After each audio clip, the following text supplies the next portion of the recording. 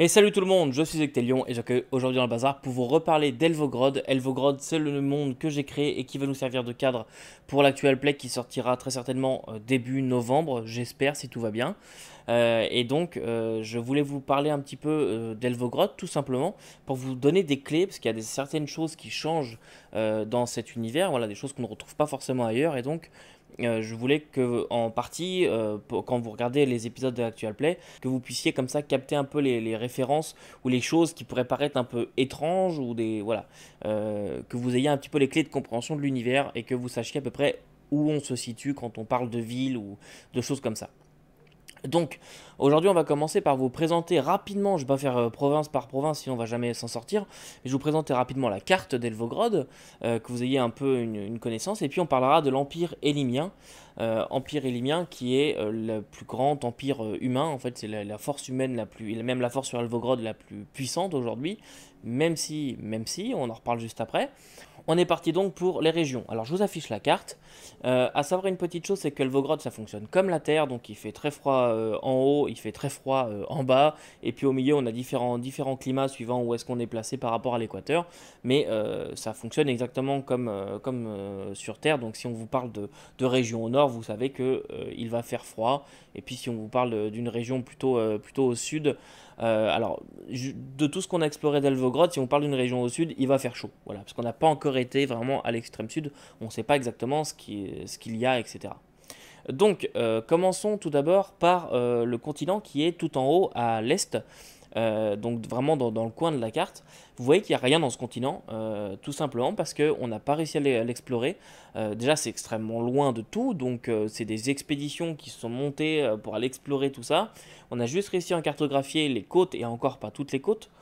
Tout simplement parce qu'il y a des expéditions qui se sont perdues, qui sont jamais revenues. Donc toutes les informations qu'on a, c'est simplement les côtes. Les gens qui ont débarqué, qui sont partis pour commencer à cartographier l'intérieur et tout ça, bah, ils ne sont juste jamais revenus. Donc on n'a aucune idée de ce qu'il y a sur ce continent-là. Et on appelle ce continent tout simplement les terres du Nord. Parce que on ne sait pas encore ce qu'il y a, on ne sait pas sa taille, on ne sait pas tout ça. Voilà. Ensuite, au sud de cela, vous avez le continent de Garm, donc c'est le gros continent qui est là. C'est un continent qui est morcelé entre plusieurs factions, plusieurs royaumes en fait. Là, on est vraiment dans des royaumes humains qui résistent un petit peu à l'Empire élimien, on en revient juste après là-dessus. Mais on a plusieurs types de climats. On va y retrouver du désert, on va y retrouver des steppes, on va y retrouver du marécage, plutôt un climat assez africain aussi sur la gauche. On va y avoir un peu de la savane, tout ça. Donc le continent de Garm, c'est un continent qui est assez important aussi, notamment par le nombre de nains qu'on peut y retrouver. Toutes les montagnes, au milieu notamment, sont considérées comme étant des territoires nains, donc des nains des profondeurs. Les nains des profondeurs, eux, ne communiquent pas vraiment avec les surfaciens, donc on ne sait pas exactement jusqu'où ils sont implantés, etc. Mais par décret, toutes les montagnes de ce continent-là sont considérées comme étant des territoires nains et donc interdites d'accès, en tout cas interdites d'exploitation par les humains, ce qui peut créer quelquefois des problèmes diplomatiques parce que certains humains ils aimeraient bien pouvoir exploiter des fois certains filons et quand ils tombent sur des nains, bah, ça se passe pas forcément très bien. Mais jusqu'à aujourd'hui, en tout cas, la situation est assez stable. Toutes les montagnes sont aux nains et puis il y a des petits villages nains de la surface qui se sont créés près des montagnes et des entrées vers les royaumes des nains des profondeurs. Et donc les nains de la surface aussi font un petit peu barrage. Il n'y a vraiment que eux qui ont le droit d'aller discuter avec leurs cousins. Mais c'est comme ça. Voilà. Je vous présente pas toutes les provinces, mais il y en a pas mal. Je vous mets la carte politique en même temps. Voilà, on change d'habillage, on met la carte politique. Vous voyez que dans cette carte politique, il y a quand même pas mal de monde qui se chamaille un peu à droite à gauche, notamment donc sur le continent de Garm, parce que c'est un territoire que l'Empire n'a pas encore vraiment atteint. Voilà, qui a du mal du moins à atteindre. Ensuite, sur le continent d'à côté, donc qui est relié par un pont d'ailleurs, hein, c'est deux continents qui sont reliés par un grand pont qui a mis plus de 50 ans à se faire, et c'est le continent d'Elim. le continent d'Elim, c'est on va dire le continent qu'on va connaître le mieux, tout simplement parce que et dessus il y a l'Empire élimien. L'Empire élimien, c'est la plus grande faction humaine, on en reparle juste après. Mais c'est dans ce continent-là que va se faire beaucoup de choses, que va se décider beaucoup de choses, et notamment à Luisanne. Luisanne, c'est la ville qui est quasiment au centre, qui est la capitale de l'Empire. Et c'est aussi le continent sur lequel va commencer notre actual play, plus spécifiquement à Berge-Creuse. Berge-Creuse, c'est ici. C'est un tout petit village, mais je vous en dis pas plus, vous découvrirez ça en novembre. Au sud du continent d'Elim, vous allez avoir des régions assez désertiques, assez venteuses aussi. On les a déjà vues techniquement, puisque l'actual play Cœur Vaillant ne se passe pas exactement dans le même cycle, mais l'actual play Cœur Vaillant se passe déjà en Elvogrod. Et notamment, si vous l'avez vu, vous pouvez voir que tout en dessous du continent, vous voyez Bastion. Voilà, donc Bastion, c'est là où se déroulait l'actual play Cœur Vaillant sur la chaîne. Et donc, c'est toujours la même région. C'est une région assez rocailleuse, désertique, avec des bourrasques de vent pas possibles à certains endroits et tout ça. Et donc voilà, ça c'est le continent d'Elim, qui va donc d'un climat plutôt chaud au sud à très froid au nord, notamment à Givrecelle qui se trouve au-dessus. Mais donc tout ce qui est Givrecelle et tout ça au-dessus, c'est vraiment des terres un peu gelées. On a vraiment tout type de climat sur le continent d'Elim. Ensuite, le continent qui est à côté, c'est le continent d'Azrioth. Et Azrioth, c'est un territoire. Il n'y a pas beaucoup de monde dessus. Il y a surtout des jungles. Comme vous le voyez au milieu, il y a une énorme plaque de jungle. Ce sont des jungles majoritairement inexplorées parce que extrêmement dangereuses. On a une seule route qui traverse la jungle. Elle a mis longtemps à se faire cette route et en fait elle permet le commerce entre les deux royaumes qui sont situés au nord de la jungle et au sud de la jungle. Et cette route est patrouillée en permanence par des forces armées des deux royaumes qui font le voyage aller-retour pour sécuriser. Donc il y a tout le temps des militaires sur la route. Mais c'est la seule chose qu'on a réussi à faire, c'est ça, pour ouvrir une voie de commerce entre les deux factions. Et si vous regardez la carte des factions, eh bien vous allez voir que l'Empire élimien s'étend quand même un tout petit peu sur les côtes au niveau des jungles du Xakilou. Tout simplement parce qu'à l'époque, l'Empire était en expansion et ils ont voulu conquérir les jungles, mais ils n'y sont pas arrivés, tout simplement parce que la jungle c'est très dangereux.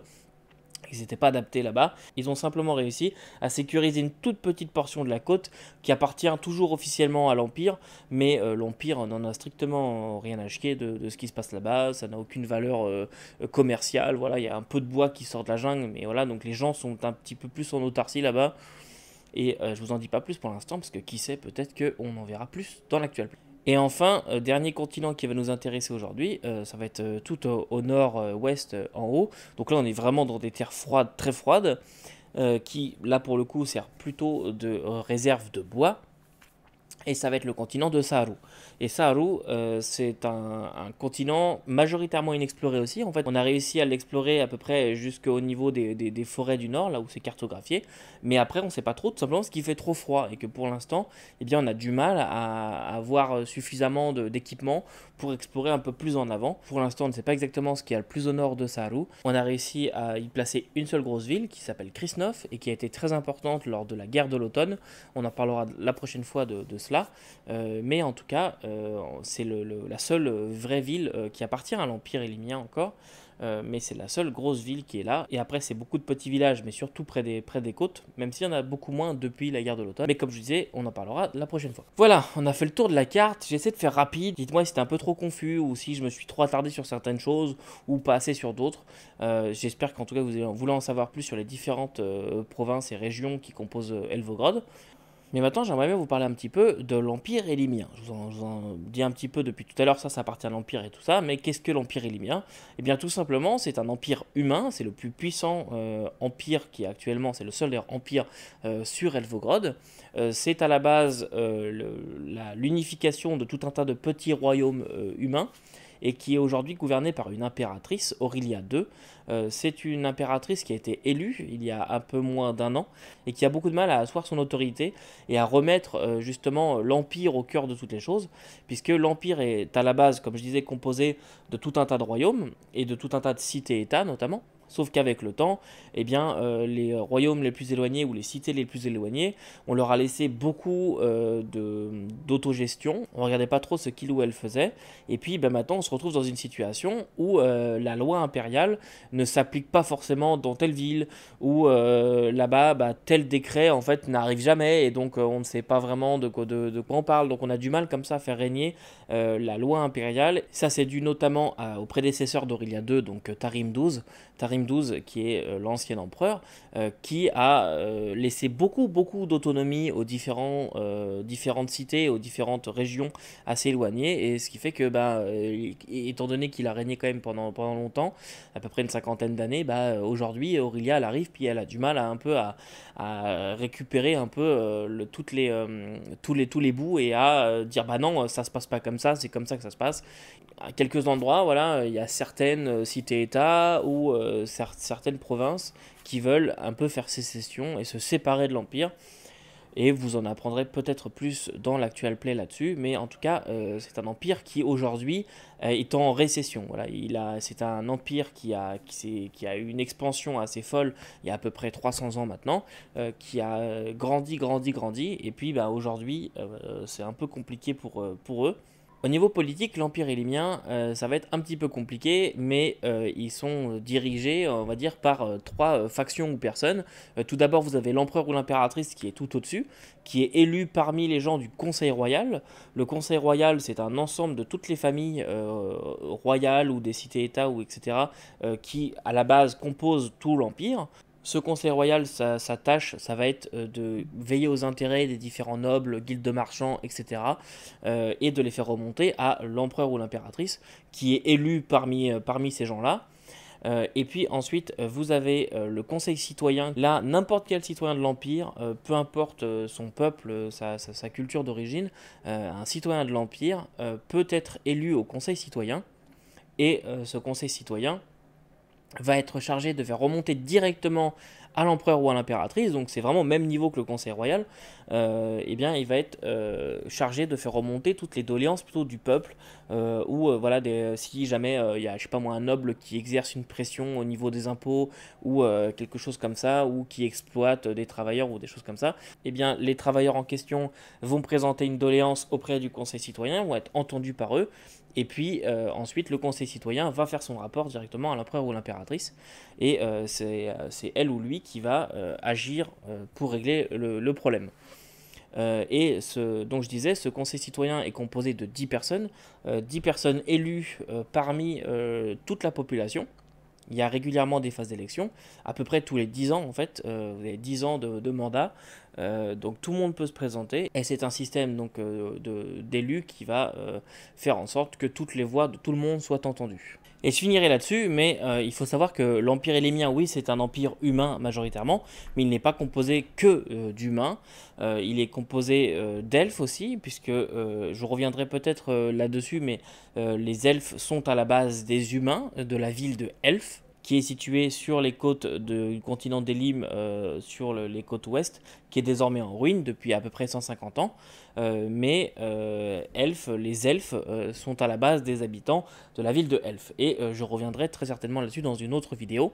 Mais vous avez aussi des Sorinos qui sont pas mal impliqués dans la vie de l'Empire, donc que ce soit des postes de garde, de mercenaires, mais même aussi de savants, de bibliothécaires, de choses comme ça. Vous en avez un petit peu dans chaque ville.